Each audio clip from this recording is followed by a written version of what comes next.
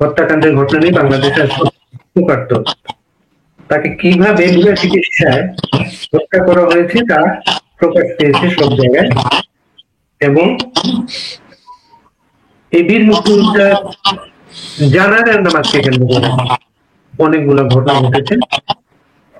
সেই ঘটনাগুলো আমরা একটু শুনবো। তার ছেলে নিরাপত্তার কারণে দেশের বাইরে আছেন, তার সঙ্গে আমরা কথা বলবো।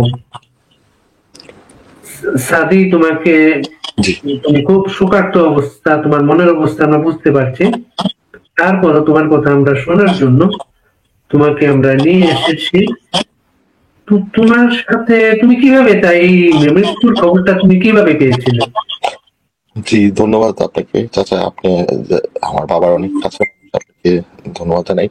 সত্যি কথা বলতে আমি তো দেশের বাইরে। তো গত 7-8 দিন ধরেই তার ডেঙ্গু হয়েছিল। ডেঙ্গুর পরে তার যে চিকিৎসাটা দরকার, তার সুস্থতার জন্য তার রেস্ট দরকার, তাকে দেখা দরকার। তো গত 7-8 দিন ধরেই আর কি তাকে বারবার কেরানীগঞ্জ থেকে পিজিতে পাঠানো হচ্ছিল। পিজি হাসপাতালে ওনাকে পাঠানো হলে ওনাকে ভর্তি করতে ছিল না। আর ওখানে বারে বারে ডিরেক্টর সাহেবকেও, আমার 2 বোন যারা ছিলেন ওনার সাথে সবসময় সর্বক্ষণ আমার আম্মা ছিলেন, তো ওনারা অনেক রিকোয়েস্ট করেছে। ভদ্রলোক, ওনার নাম ব্রিগেডিয়ার নোমান সাহেব। উনি অ্যাকচুয়ালি আমি জানি না কিভাবে উনি কোন দল করেন কি করেন, উনি মানুষ নাকি আমার বাবাকে রাস্তায় ফেলে রাখছেন 3 দিন ধরে, তাকে ভর্তি নেন নাই। তাকে বলছে সে রিকভার করছে। একবার জেলে পাঠায়, আবার পিজিতে আনে এই অবস্থায়। তারপরে জেলখানা থেকে রেফার করা হয়েছে ওনাকে শেষ মুহূর্তে আর কি, এটা হলো গতকালকে, যে তাকে ঢাকা মেডিকেল কলেজে রেফার করা হয়েছে। তো তখন প্রথমে যখন ঢাকা মেডিকেল কলেজে গেছেন উনি, তখন তাকে ওয়ার্ডে রাখছে, তাকে বেডও দিতে চায়নি। বলছে যে আপনারা যদি তাকে রাখেন তাকে ফ্লোরে রাখতে হবে, এছাড়া উপায় নেই। তাকে হ্যান্ডকাপ পরাই রাখছে।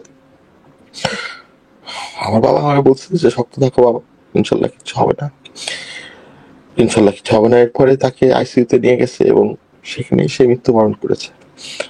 সে আজকে ভোরবেলা মৃত্যুবরণ করেছে, আমাদের জানায় নাই, ডাক্তাররা কিচ্ছু জানায় নাই। খালি সকাল 8টার সময় আমার বড় বোনকে ফোন করে বলছে যে আপনারা আসেন, জরুরি দরকারি। তো আমার বাবা অনেক শক্ত একজন মানুষ, তার এইভাবে যাওয়ার কথা না। সে তখন যখনই তার জামিনের কথাও বলছি, আমরা সবসময় বলছি যে আমার নেত্রী লাশ, আমি চাই না, আমি বেরোতে চাই না। উনি উনি অনেক শক্ত মানুষ, ওনাকে অসুস্থ করে মেরে ফেলেছে। আমার বাবাটার গাড়ি দিয়ে নিয়ে আসছে, নিয়ে গেছে খালি, আর গরমের মধ্যে শুকায় কাঠ বানা ফেলছে আমার বাবাটারে।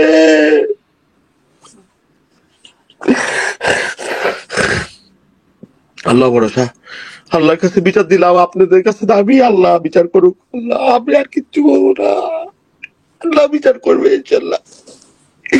আপনি দোয়া করবেন আমার বাবার জন্য। তোমার বাবাকে যেদিন গ্রেফতার করা হয় তখন কি তুমি দেশে ছিলে? না, তখন দেশ ছিলাম না। আমি আগস্টের 30 তারিখে আমি দেশ থেকে বের হয়েছি। আগস্টের 30 তারিখে বিমানবন্দর দিয়ে বের হয়েছি। আমি তখন ছিলাম না দেশে। আমার বাবা ছিলেন। আমার বাবাকে যতবার বলা হয়েছে যে উনি কোথাও যাবেন নাকি, বলছে না, আমার কোনো কিছু হারানোর নাই, আমি কোনো কিছু লুকায়ও নাই, আমার কোনো কিছু গোপন করার নাই। বাবা আমায় যদি ধরে নিয়ে যায় আমাকে ধরে নিয়ে যাক, আমার কোনো সমস্যা নেই। উনি বাসায় ছিলেন, বাসা থেকে অ্যারেস্ট হয়েছেন। ওনার শারীরিক গ্রেফতারের সময় কি কি শারীরিক সমস্যা ছিল গ্রেফতারের সময়? যখন গ্রেফতারের সময় কোনো সমস্যা ছিল না। আমার বাবা একজন সুস্থ মানুষ এবং সবল মানুষ। উনি হাসি খুশি হ্যাপি একজন মানুষ। সে কিভাবে এভাবে চলে গেল আমরা নিজেও জানি না। ব্যারিস্টার সুমন সাহেব, উনি আমার বাবার সাথে রুমমেট ছিল। আমার বাবা যখন আস্তে আস্তে অসুস্থ হয়ে পড়ে, উনি দেখভাল করতো আমার বাবাকে। আস্তে আস্তে নুয়ে পড়ছে আমার বাবাটারে এইভাবে টানা হেঁচড়া করতে করতে। ডেঙ্গুর পরে তার ডায়াবেটিস হাই ছিল, তাকে যদি একটু রেস্ট দেওয়া হইতো, একবার যদি অ্যাডমিশন নেওয়া হইতো, একবার যদি পিজিতে অ্যাডমিশন নিত, তাহলে আজকে আমাদের এই দিন দেখতে হয় না। একবারও নেয়নি তার। বাইপাসটা কবে হয়েছিল? 2011 সালে। জি, 2011 ওগুলা ওগুলা কোনো সমস্যা ছিল না, শুধু আমার বাবা শুধু ডেঙ্গু আক্রান্ত হয়েছে, ওটা থেকেও সুস্থ হয়েছে, ডেঙ্গুও ঠিক হয়েছে, কিন্তু এরপরে ডেঙ্গুর পরে যে ওনার যে চিকিৎসাটা করবে তারা এই চিকিৎসাটা আর করে নাই, তারা চিকিৎসা করে নাই, তাকে হাত ধরে ডেঙ্গুটা প্রথম প্রথম কবে কখন ডেঙ্গুর কথা শোনা যায় প্রথম? আজকে থেকে 8 দিন আগে আরো ডেঙ্গু হয়েছে। ডেঙ্গু থেকে সুস্থ হয়েছে, 2 দিন ছিল পিজিতে, ওনাকে না রেখে ওনাকে আবার বের করে দেওয়া হয়েছে, তার অ্যাডমিশন কেটে দেওয়া হয়েছে। এবং এটা হলো ব্রিগেডিয়ার নোমান, উনি মেনলি এইসব কাজ করেছে। তোমরা আল্লাহ, আপনার ভাই তোমরা ভাই বোন কয়জন তোমরা? আমি এক ছেলে, আমার 2 বোন, তারা দেশেই আছেন। তারা আজকে দাফন করে আসছে আমার বাবারে। আজকে দাফনের সময় আজকে এসপি সাহেবকে ফোন করতে হয়েছে, ওসি সাহেবকে ফোন করতে হয়েছে, তারা জোর জবরদস্তি বলছে যে 100 মানুষের বেশি যে না হয়, আগে দাফন করেন, 2 থানায় জানাজা করা যাবে না, তাতে হাজার মানুষের দোয়ায় সবাই ছিল, দোয়া করে ইনশাল্লাহ দাফন হয়েছে, ভালোভাবে দাফন হয়েছে। আমার বাপটারে বেশ বড় তত্ত্ব হ্যান্ড কাপ পরে রাখছে আমার বাবাটারে।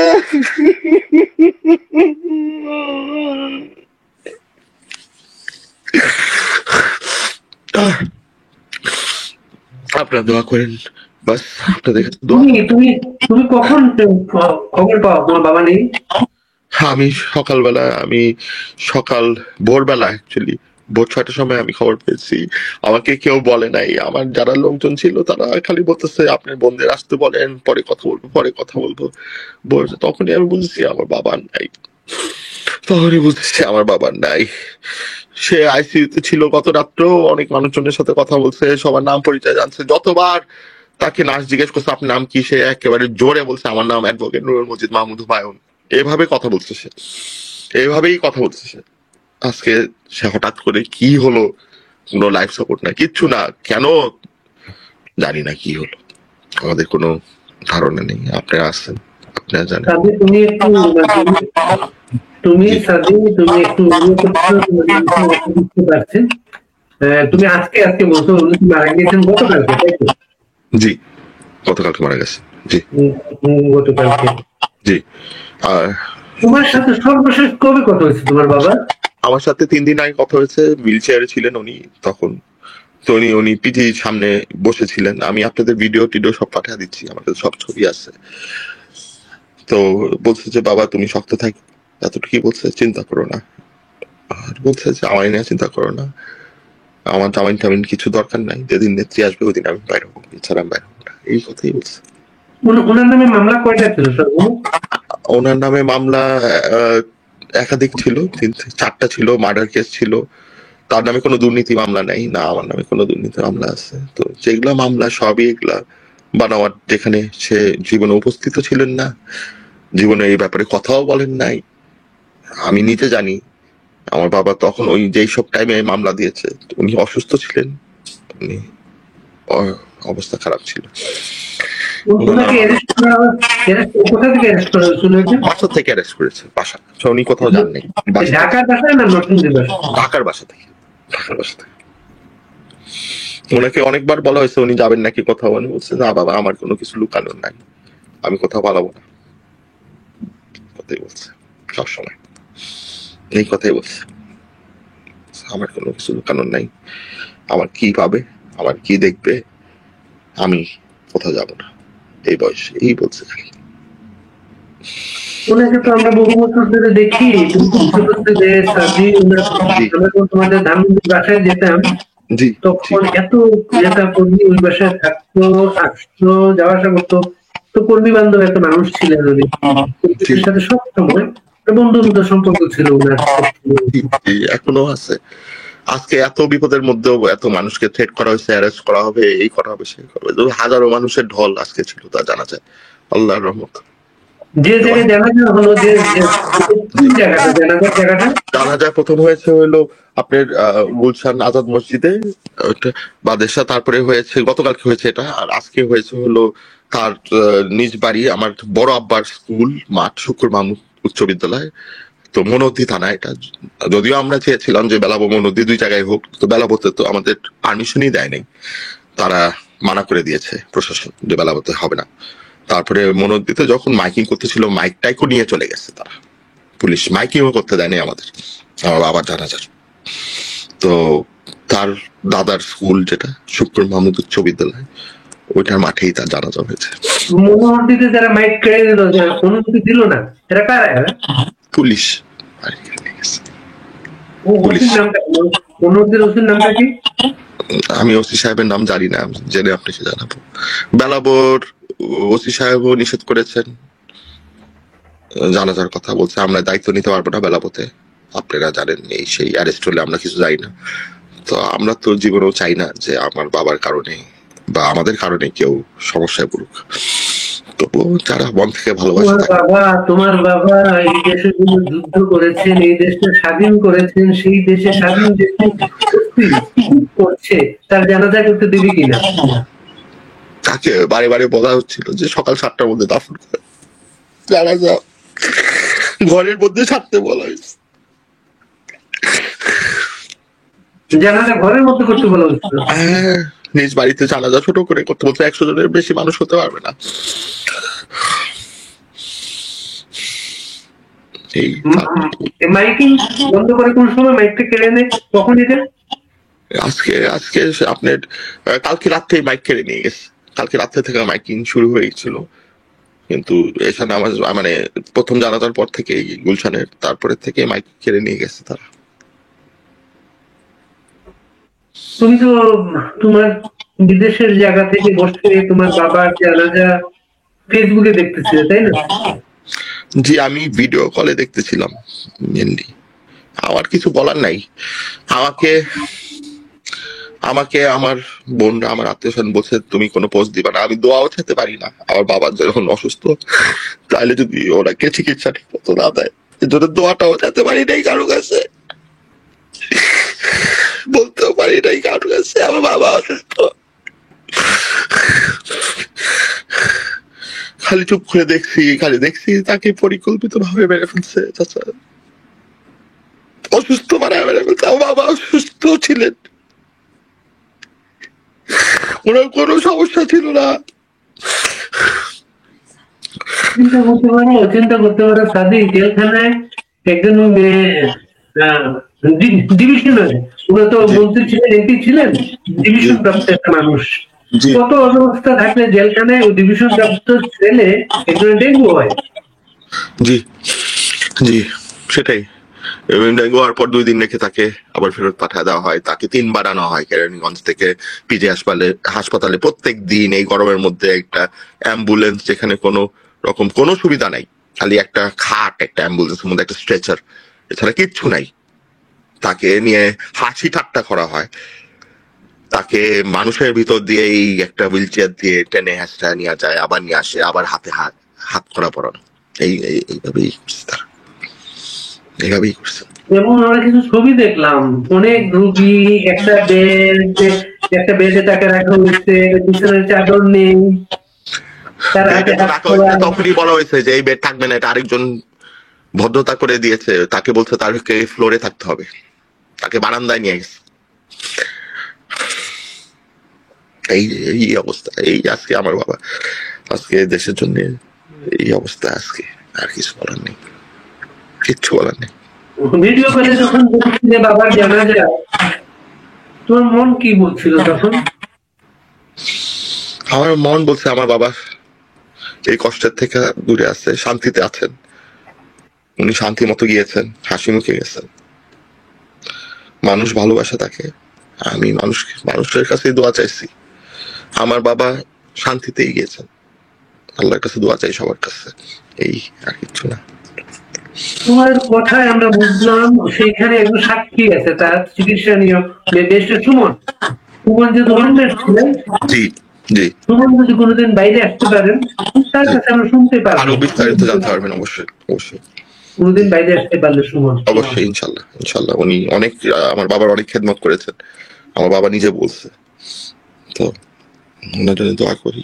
তো আজকে আমার বাবার কোনো সমস্যা ছিল না, তাকে এইভাবে অসুস্থ করে মারা হয়েছে, আর কিচ্ছু না। এটাই সত্য, এটাই আমি জানি। আজকে আমি বললাম আপনার এখানে তুমি তো এতদিন বলি না, হত্যাকাণ্ড মনে করো, এটা হত্যাকাণ্ড। পরিকল্পিত হত্যাকাণ্ড। এবং আমাদের কথা হয়েছে, দলীয় মানুষের সাথে কথা হয়েছে, এবং আমি এই ব্যাপার নিয়ে অনেক দূর যাব। আমি আন্তর্জাতিক ভাবেও যাব। তার সাথে যেই কাজ করা হয়েছে, তাকে যেই অমানবিক, তাকে যেই টর্চার করা হয়েছে, আমি এই ব্যাপারে দেখবো ইনশাল্লাহ। আমি অভিযোগ করব, যেখানে যেখানে অভিযোগ করা আমি করবো। আমরা জীবনে এগুলা করি নাই।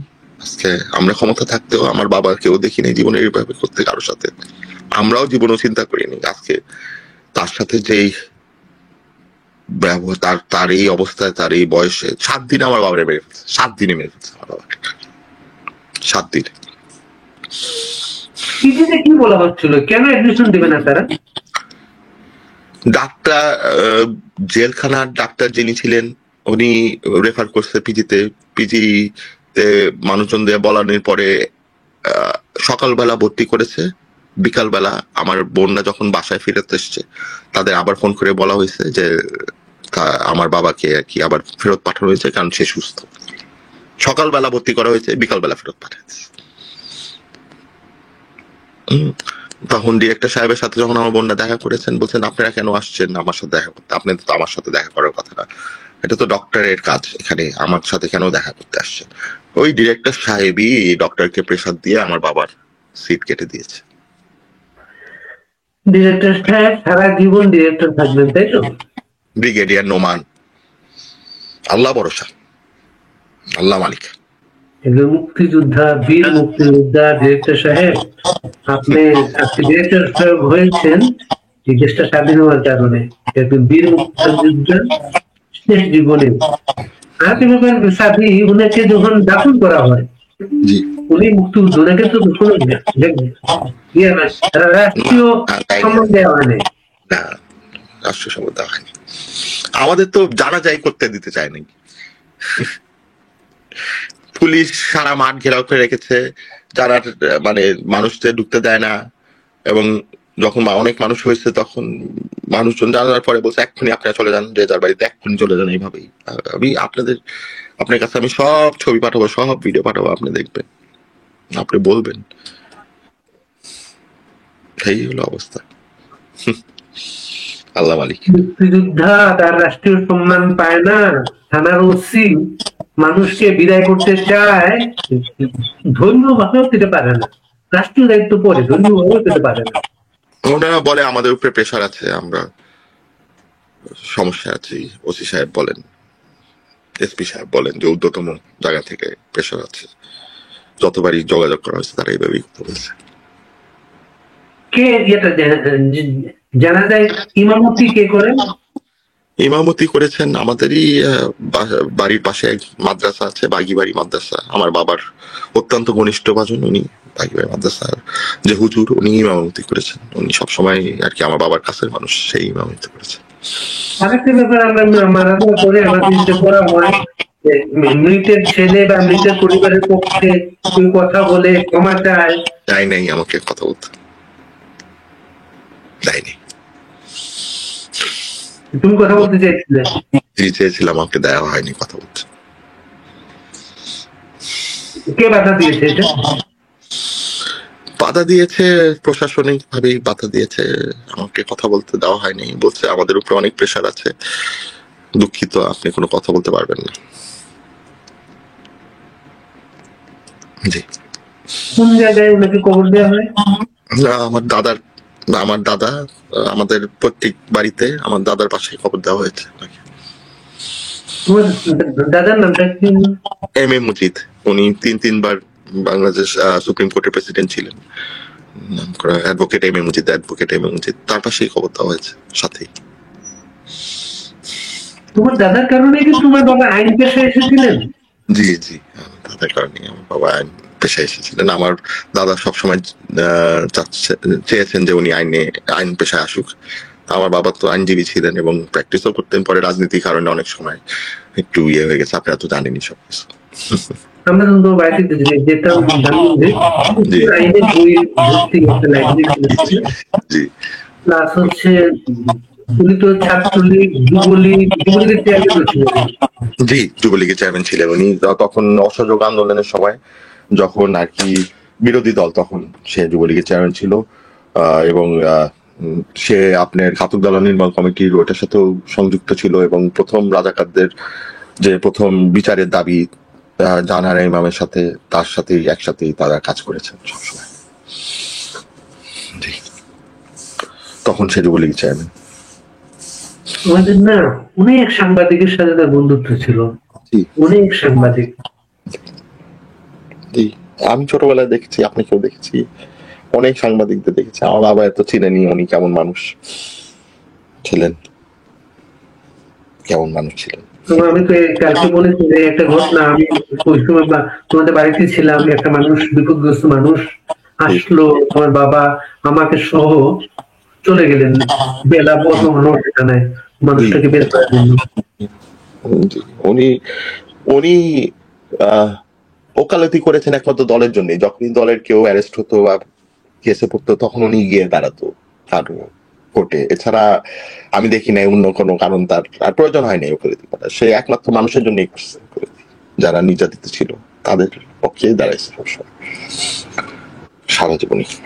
আমরা তোমাকে অনেকক্ষণ আটকে রেখেছি সাথী, মানুষের অবস্থা ভালো না। তুমি যদি এই সুযোগে জি, বাংলাদেশের মানুষের উদ্দেশ্যে তোমার নরসিংদী মনোহরদী বেলাবো মানুষের উদ্দেশ্যে কিছু বলতে চাও, বলতে পারো। জি, আমার বলার প্রথম কথা হলো যে আমার বাবা যেহেতু নেই আর, উনি তো মানুষের জন্য সবসময় করে গেছে এবং দল মত নির্বিশেষে করে গেছেন। আপনারা সবাই তার রুহুর মাগফিরাত করবেন এবং তার জন্য দোয়া করবেন। আজকে এই দিনে আমার মাও চলে গেছেন, দুইজনে একদিনেই চলে গেছেন, দুইজনই একদিনে চলে গেছেন। সব দুইজনের জন্যই দোয়া করবেন। আর এছাড়া যে আজকে ওনার সাথে যা করেছে এটা পরিকল্পিত ছিল, এবং ভবিষ্যতে যে এরকম না হয়, অন্য যারা বয়োজ্যেষ্ঠ মানুষ আছেন, নেতৃত্বে আছেন, তাদের সাথে যে না হয়, আপনারা একটু মুখ খুলেন। আমার বাবাকে পরিকল্পিতভাবে হত্যা করা হয়েছে, আর কিছু না। তাকে অসুস্থ করে মারা হয়েছে। আমার বাবা সুস্থ মানুষ ছিল। আপনারা দোয়া করবেন যে আমি তার পথে আগে যেতে পারি, আমি মানুষের পাশে থাকতে পারি, মানুষের সাথে থাকতে পারি। এই আমার বলা আছে, আর কিছু বলার তো এই বিচার তুমি আন্তর্জাতিক অঙ্গনে পৌঁছে দিন, বিচারের দাবিটা তুমি। জি, আমি অলরেডি করছি, আমার বন্ধুদের সাথে কথা হচ্ছে। আমরা এই ব্যাপারে অলরেডি, আমাদের নেত্রী আমাকে বলেছে যে তুমি এই ব্যাপারে পদক্ষেপ নাও। তুমি যেহেতু বিদেশে আছো, তুমি এই বিচারের দাবি চাও আন্তর্জাতিক মহলে, এবং আমি এটা করবো ইনশাল্লাহ। নেত্রীর সাথে কখন কথা হচ্ছে? নেত্রীর সাথে আমার বিকালবেলা কথা হচ্ছে। নেত্রী ফোন দিয়েছিলেন, নানক চাচা ফোন দিয়েছিলেন, নিখিল ভাই ফোন দিয়েছিলেন, সবাই ফোন দিয়েছে, নিক্সন ভাই ফোন দিয়েছিলেন, সবার সাথেই কথা হচ্ছে। সবাই মর্মাহত। তো বলছে যে তুমি এই ব্যাপারে একটা পদক্ষেপ নাও। ইনশাল্লাহ আমি নিব। এতদিন কিছু বলতে পারিনি কারণ উনি অসুস্থ ছিলেন। মানুষ আমাকে ব্ল্যাকমেল করছে, বলছে কিছু লেখেন না, কিছু বললেন না, আপনার বাবার সিট থাকবে না, আপনার বাবার চিকিৎসা হবে না। এখন তো সে নাই, আমি এখন চুপ থাকবো না। ব্ল্যাকমেল করার চেষ্টা হয়েছে, জি জি জি, লিখলে ওনার ক্ষতি হবে। হ্যাঁ, অনেক ক্ষতি হবে, মানুষ জানবে, ওইটা নিয়ে আরো সমস্যা হবে, এইভাবে বলা হয়েছে আমাকে। সাথী, তোমার প্রতি আমাদের সবার সমবেদনা, তোমাদের পরিবারের সবার প্রতি আমাদের সমবেদনা। জি, আমরা তোমার বাবার জন্য দোয়া করবো, আমরা তো আর কিছু করতে পারবো না। তুমি যদি এই বিচারটাকে নিয়ে যেতে পারো, এটা আপনাদের সহযোগিতা দরকার অবশ্যই। এটা একটা নজির হয়ে থাকবে, এটা দৃষ্টান্ত হয়ে থাকবে। জি, এই তুমি করে একমাত্র আরো ছেলে আরো বাবা। নেতা নেত্রীদের এইভাবে অত্যাচার করতেছে জেল হাজতে এখনো। হ্যাঁ, আজকে আমাদের যে মন্ত্রী ছিলেন দীপুমণি, ওনার শরীরটাও খারাপ, ওনাকেও এই একই অত্যাচার করা হচ্ছে, যেটা আমি জানি। তো আমি অবশ্যই আমি শুরু করবো কালকে থেকে, ইনশাল্লাহ শুরু করবো। অলরেডি আমরা একটা অ্যাপ্লিকেশন পাঠিয়েছি, আরো বলবো ইনশাল্লাহ, যেখানে বলা সেখানে বলবো। এখন আর আমার হারানোর কিছু নাই, আর কিছু নাই হারানোর। সবচেয়ে বড় পুরস্কার আজকে যে মানুষের ঢল, আমরা যেটা দেখলাম, জানা যায় মানুষের ঢল, এর চেয়ে বড় পুরস্কার হতে পারে না। জি মানুষ ভালোবাসলেই তো এইভাবে ছুটে আসে সবাই। জি জি, সেটাই সেটাই। আলহামদুলিল্লাহ, মানুষের ভালোবাসাতেই আমরা আছি, এর জন্যই টিকে আছি, আর কিচ্ছু নেই। মানুষের ভালোবাসা নিয়ে এসেছি। বাবা বলে গেছে সবসময় মানুষের পাশে থাকার জন্য, মাও বলছে সবসময় মানুষের পাশে থাকার জন্য। এটা নিয়েই থাকবো, আল্লাহ ভরসা, দল নিয়েই থাকবো।